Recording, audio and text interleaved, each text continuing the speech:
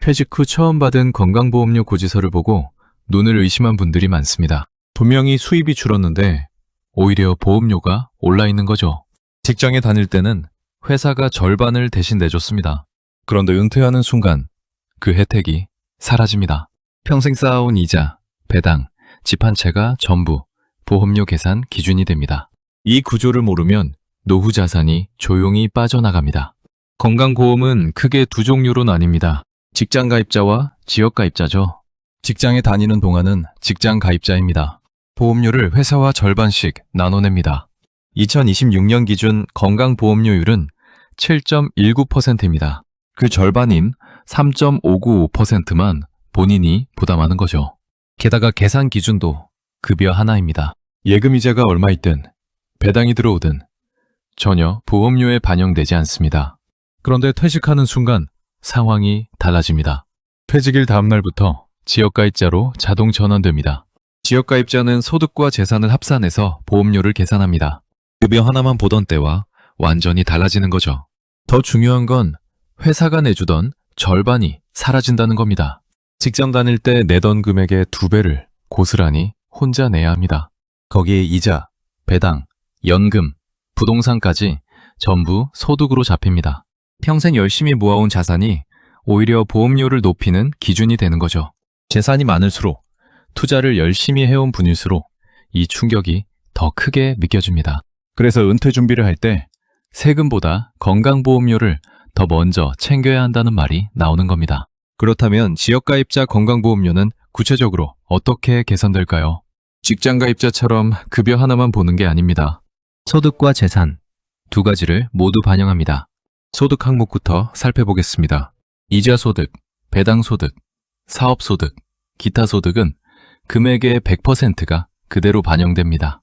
근로소득과 연금소득은 금액의 50%가 반영됩니다. 은퇴하신 분들이 주로 받는 국민연금 같은 공적연금도 여기 포함됩니다. 재산 항목도 있습니다. 주택, 토지, 건물, 선박, 항공기가 대상입니다. 재산세 과세 표준을 기준으로 점수를 매깁니다.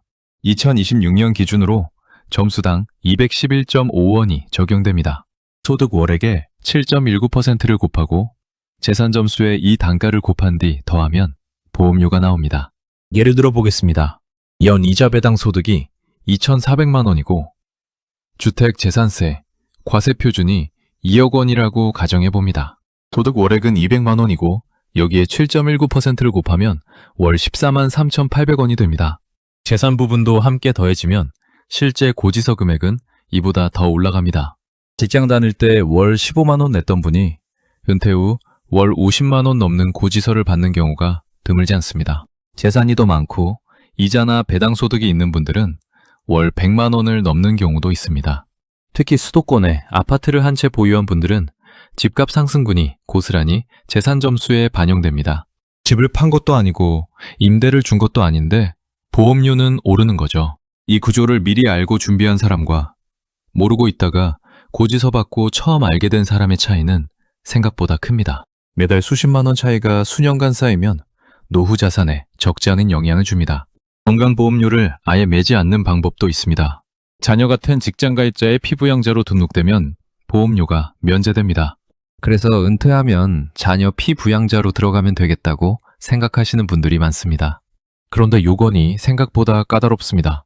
피부양자로 인정받으려면 소득 요건과 재산 요건을 동시에 충족해야 합니다. 소득 요건부터 보겠습니다. 이자, 배당, 사업, 근로, 연금 등 모든 소득을 합산해서 연간 2천만 원 이하여야 합니다. 월로 따지면 약 166만 원 이하죠. 국민연금을 월 200만 원 가까이 받는 분들은 그것만으로도 이미 기준에 근접합니다. 거기에 예금 이자나 배당이 조금만 더해지면 초과가 됩니다. 재산 요건은 재산세 과세 표준 5억 4천만 원 이하입니다. 이 금액을 초과하면서 9억 원 이하인 경우에는 연소득 1천만 원 이하일 때만 피부양자 자격이 됩니다. 재산세 과세 표준이 9억 원을 넘으면 어떤 조건에서도 피부양자 자격이 인정되지 않습니다.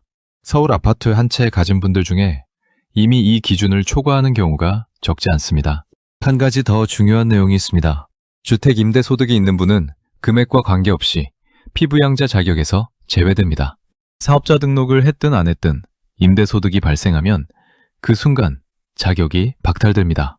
은퇴 후 작은 빌라라도 한 채 임대해서 노후 자금으로 쓰려던 분들은 이 부분을 꼭 확인하셔야 합니다. 피부양자 자격 심사는 매년 11월에 진행됩니다. 전년도 소득과 재산 기준으로 국민건강보험공단이 재심사를 합니다. 올해는 괜찮았더라도 작년에 소득이 늘었다면 다음해 12월부터 갑자기 지역가입자로 전환될 수 있습니다. 통고를 먼저 받고 나서야 알게 되는 경우가 많습니다. 미리 내 소득과 재산이 기준에 근접해 있는지 확인해 두는 것이 필요합니다. 피부양자 자격이 어렵다면 다음으로 활용할 수 있는 제도가 임의 계속가입입니다. 퇴직 후에도 최장 36개월 동안 직장가입자 자격을 유지할 수 있는 제도입니다. 지역가입자로 전환됐을 때 예상보험료보다 직장가입자 때 보험료가 더 낮다면 그 금액을 그배로 유지하는 거죠. 단, 회사가 내주던 절반은 이제 본인이 부담해야 합니다. 직장 다닐 때 내던 금액의 2배를 내야 하는 거죠. 그럼에도 불구하고 지역가입자로 전환됐을 때보다 유리한 경우가 많습니다. 재산이 많거나 이자 배당 소득이 있는 분들은 특히 그렇습니다. 반드시 기억해야 할 것이 신청 기한입니다. 퇴직 후 첫 번째 지역가입자 고지서를 받고 나서 2개월 이내에 신청해야 합니다. 이 기한을 한번 놓치면 더 이상 신청이 불가능합니다. 건강보험공단을 직접 방문해서 신청해야 합니다. 신청 자격에도 조건이 있습니다. 퇴직 전 18개월 중 1년 이상 직장가입자로 유지되어 있어야 합니다. 또 이미 계속가입 기간 동안 소득이 크게 늘어나면 보험료가 재조정될 수 있습니다. 이 부분도 꼼꼼히 확인하셔야 합니다. 이미 계속가입 기간인 36개월 동안 재취업에 성공하거나 다른 방법으로 보험료를 조정할 준비를 마쳐두면 좋습니다. 은퇴 이후 처음 3년은 건강보험료 측면에서 특히 중요한 시기입니다. 이 기간을 어떻게 활용하느냐에 따라 이후 부담이 달라집니다. 퇴직 전에 미리 예상보험료를 계산해보고 이미 계속가입이 유리한지 지역가입자로 전환하는 게 나은지를 따져보는 것이 수서입니다. 늦어도 퇴직 6개월 전부터는 이 계산을 해두는 것이 좋습니다. 갑자기 소득이 줄었는데 건강보험료는 예전 기준으로 계속 나오는 경우가 있습니다. 건강보험료는 1월부터 10월까지는 2년 전 소득을 기준으로 부과됩니다. 11월과 12월은 전년도 소득을 기준으로 합니다. 국세청에서 소득 자료를 넘겨봤는데 시간이 걸리기 때문입니다. 즉, 올해 소득이 크게 줄었더라도 보험료는 2년 전 소득으로 계산됩니다. 이런 경우 소득 재산정을 신청할 수 있습니다. 폐업이나 퇴직, 소득 감소가 확인되면 현재 소득 기준으로 보험료를 다시 계산해달라고 요청하는 겁니다. 2025년부터는 이자, 배당, 사업, 근로, 연금, 기타 소득 등 소득이 감소한 경우 조정 신청이 가능하도록 개선됐습니다. 신청은 국민건강보험공단 앱이나 홈페이지 또는 지사 방문을 통해 할 수 있습니다. 신청할 때 주의할 점이 있습니다. 조정이 적용된 기간만 정산하는 게 아닙니다. 조정 신청을 하면 해당 연도 전체 기간인 1월부터 12월까지를 통째로 재산정합니다. 그러니 소득이 감소했더라도 연중 다른 달에 일시적으로 수입이 있었다면 예상보다 조정 효과가 작을 수 있습니다. 재취업 예정이거나 곧 소득이 다시 생길 것 같다면 신청 시점을 전략적으로 고민해 볼 필요가 있습니다. 조정 신청을 하고 나중에 소득이 생기면 정산 시점에 차액을 추가 납부해야 하기 때문입니다. 핵심은 고지서를 받고 무작정 내지 말고 매 현재 소득 상황에 맞는 기준으로 보험료가 책정되고 있는지를 먼저 확인하는 겁니다. 이 한 가지만 챙겨도 매달 수십만 원을 아낄 수 있는 경우가 있습니다. 건강보험료는 앞으로도 계속 오를 가능성이 높습니다. 구조적인 이유가 있습니다. 우리나라는 이미 초고령 사회에 진입했습니다. 보험료를 내는 인구는 줄어들고 의료 혜택을 받는 인구는 늘어납니다. 수입은 줄고 지출은 늘어나는 구조입니다. 국회 예산정책처 분석에 따르면 현행 제도를 유지할 경우 건강보험 재정은 2026년 적자로 전환됩니다. 2026년 건강보험 단기수지 적자 규모는 4조 1238억 원으로 예상됩니다. 누적 준비금은 2030년에 소진될 것으로 전망됩니다. 재정 여력을 나타내는 지급 가능 월수도 2028년 기준 한 달 반 수준으로 줄어드는 것으로 분석됩니다.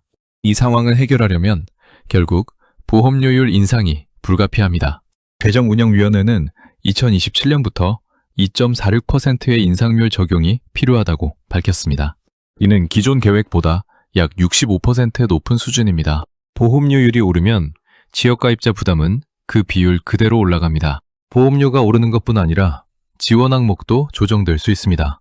도수치료처럼 그동안 보험 적용을 받던 항목들이 하나씩 제외되는 흐름이 이미 시작됐습니다. 그리고 피부양자 자격 요건은 앞으로 더 엄격해지면 엄격해질지 완화되기는 어렵습니다. 재정이 부족한 상황에서 면제 대상을 늘릴 여유가 없습니다. 지금 이 흐름을 이해하고 있어야 앞으로 내 보험료가 왜 오르는지, 어떻게 대응해야 하는지 판단할 수 있습니다. 막연히 불안해하는 것보다 구조를 파악하고 준비하는 것이 훨씬 실질적입니다. 건강보험료를 줄이는데 직접 도움이 되는 계좌가 있습니다. ISA, 연금저축, IRP 세 가지입니다. 이 계좌들에서 발생한 이자와 배당 소득은 건강보험료 산정 기준에 포함되지 않습니다. 일반 증권계좌나 예금계좌에서 이자나 배당을 받으면 그 금액이 소득으로 잡힙니다. 하지만 이 세 가지 계좌 안에서 발생한 수익은 그렇지 않습니다. 먼저 ISA 계좌입니다. 개인 종합자산관리 계좌라고도 합니다. 연간 2천만 원, 최대 5년간 1억 원까지 납입할 수 있습니다. 위반형은 200만 원까지 비과세이고 서민형은 400만 원까지 비과세입니다. 은퇴하신 분들처럼 소득이 낮은 경우 서민형 요건에 해당되는 경우가 많습니다. 이를 초과한 수익은 9.9%로 분리과세됩니다. 일반 계좌의 15.4%보다 훨씬 낮습니다. 거기에 계좌 안에서 발생한 손익을 통산합니다. 어떤 상품에서 300만 원을 잃고 다른 상품에서 300만 원을 벌었다면 수익이 0원으로 처리됩니다. 일반 계좌라면 번 300만 원에 세금이 붙습니다. 의무 가입 기간은 3년입니다. 3년이 지난 뒤 수익이 비과세 한도에 도달하면 해지하고 다시 개설하는 방법으로 반복해서 활용할 수 있습니다. 아직 ISA 계좌를 만들어 놓고 활용하지 않는 분들이 있습니다. 단순히 지수를 추종하는 상품 하나라도 담아두면 수익도 챙기고 건강보험료 부담도 낮출 수 있습니다. 계좌를 만드는 것 자체만으로는 의미가 없고 실제로 운영을 시작해야 효과가 생깁니다. 연금저축과 IRP는 세금도 줄이고 건강보험료도 줄이는 두 가지 효과를 동시에 냅니다. 연금저축에 연간 600만 원, IRP를 합산하면 900만 원까지 납입 시 세액공제를 받을 수 있습니다. 총 급여 5,500만 원 이하라면 세액공제율이 16.5%입니다. 900만 원을 납입하면 148만 5천 원을 세금에서 바로 돌려받는 구조입니다. 급여 5,500만 원 초과라면 13.2%가 적용됩니다. 900만 원 납입 시 118만 8천 원이 환급됩니다. 납입하는 것만으로 이 수익률을 매년 확보하는 셈입니다. 그리고 이 계좌 안에서 발생한 운용 수익은 건강보험료 소득 산정에서 제외됩니다. 현재 정책상 그렇게 운영되고 있습니다. 다만 정책 변경 가능성이 있는 만큼 변수로는 알아두는 것이 좋습니다. 연금저축과 IRP는 55세 이후 연금형태로 수령할 수 있습니다. 연금으로 받을 때 세율은 3.3%에서 5.5%입니다. 의식금으로 받으면 기타 소득세 16.5%가 붙습니다. 연금으로 나눠받는 게 훨씬 유리합니다. 퇴직금도 마찬가지입니다. 일시금으로 받으면 그 순간 소득이 크게 잡혀 피부양자 자격에 영향을 줄 수 있습니다. IRP 계좌로 이체해 연금 형태로 천천히 수령하면 세금도 줄고 건강보험료 부담도 낮출 수 있습니다. 노후 포트폴리오의 핵심은 단순합니다. ISA로 이자와 배당 소득의 건강보험료 노출을 줄이고 연금저축과 IRP로 세액공제 혜택을 받으면서 노후 소득을 만드는 겁니다. 매달 따박따박 들어오는 수입 구조를 만드는 것이 결국 은퇴 이후 삶을 안정적으로 유지하는 가장 현실적인 방법입니다. 건강보험료 구조를 이해하고 이 세 가지 계좌를 제대로 활용하는 것, 그게 지금 당장 시작할 수 있는 가장 실질적인 노후 준비입니다.